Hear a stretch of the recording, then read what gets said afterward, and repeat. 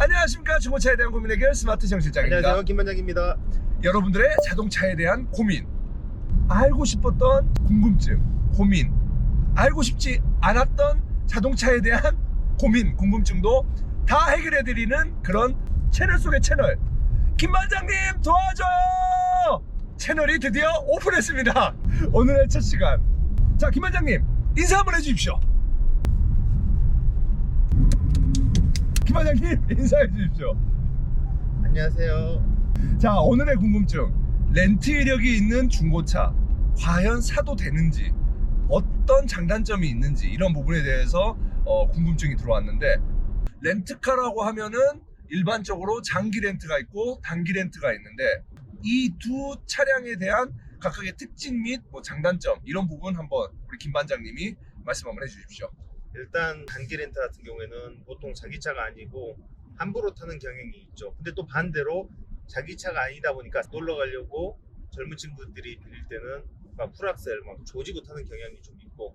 소카 같은 경우가 이제 단단기 렌트죠, 그건. 그렇죠. 이제 그런 단기에서 차도 단단기 렌트. 솔찬이 급하신 분들이 쓰는 경향이 네. 많아요. 그래서 더 이제 조금 밟고 타는 경향이 있죠. 아무래도 단기 렌트다 보니까 내 차가 아니다 보니까 막 애지중지하는 내 차처럼 그렇게 관리하면서 타지는 않고 그냥 막 풀악셀 밟고 방지턱도 팍 넘어버리고 대충 탄다, 이 말씀이잖아요. 그렇죠. 내 거 아니니까. 그런 차들 문제가 많나요? 아무래도 엔진 쪽에 과부하가 이제 크게 걸릴수록 마모도 빨리 되고, 요철 같은 데도 빨리빨리 막 세게 다닐수록 하체 부품들의 수명도 조금씩 더 짧아지니까 차 상태가 안 좋을 확률이 높죠. 그럼 이렇게 단기 렌트로 탔던 차들 중고차 시장으로 들어왔을 때 기능적인 부분에서나 그런 부분에서 문제가 많나요? 당장 생기는 기능적인 고장 크게 없는데, 네. 보통은 엔진의 상태가 좀 많이 악화되어 있는 상태죠. 왜요? 급가속, 급제동 그런 거 좀 심하게 하고 험하게 타면은 아무래도 엔진이 더 빨리 마모되기 때문입니다. 그러면 보통 단기 렌트라고 하면은, 저도 젊었을 때, 어렸을 때 같은 경우는 렌트카 한 번 하면은 2명만 타는 게 아니잖아요. 친구들 막 4-5명 정원 초과시켜서 타고 하잖아요. 네. 쇼바나 하체 부품에도 좀 더 무리가 가겠네요. 아무래도 차 안에 중량이 증가한 상태에서 요철을 넘으면은 관성에 의해서 차가 위아래로 움직이는 할당량이 더 커지다 보니까 하체 부품에도 더 수명이 짧아지게 됩니다. 장기 렌트와 단기 렌트가 구분이 되진 않잖아요. 그렇죠. 장기 렌트, 단기 렌트 모두 그냥 렌트 이력이 있는 차라고 하는데, 우리 반장님 기준에서는 그거를 구분할 수 있는 기준이 어떤 건가요? 보통은 옵션이나 실내 마모 상태를 보면은 판단이 되긴 하는데, 네. 추측이긴 하지만은 장기 렌트카 같은 경우에는 보통 통풍 시트나 그런 옵션들이 있는 경우가 많고, 그렇죠. 단기 렌트는 진짜 깡통, 크루즈 버튼도 안 박혀 있고 그런 경우가 많죠. 일반적으로 그냥 단타로 돌리는 차들이다 보니까 옵션이나 그걸 중요하지 않는데, 장기 렌트 같은 경우는 말 그대로 명의만 렌트카로 하는 거지 자기 승용차잖아요. 네. 그러다 보니까 선루프랄지 스마트 크루즈 컨트롤이랄지 이런 주요 옵션들, 통풍 시트랄지 이런 부분을 신경을 쓰는 거고, 단기 렌트 같은 경우는 내비게이션도 일반 싸제 내비 매립하는 경우가 많이 있고, 이런 부분에 좀 차이가 납니다. 렌트카라고 하면은 무조건 비추차이다, 아니면 상관없다, 렌트카라고 하더라도 어떻다, 이런 부분에 대한 좀 결론이 있나요? 렌트카든 아니든 무조건 실체를 보고 판단합니다. 이력만 가지고 판단하기에는 변수가 너무 커요. 다만 확률적으로 렌트 이력이 있으면은 현장에 가서 차를 봤을 때 안 좋을 확률이 조금 더 늘어나고. 차는 무조건 현장에서 확인을 하고 선택을 하는 것이 좋다. 네. 한 가지 마지막 이슈, 렌트카라고 하면은 키로수적인 부분에 대한 이슈도 있잖아요. 그렇죠.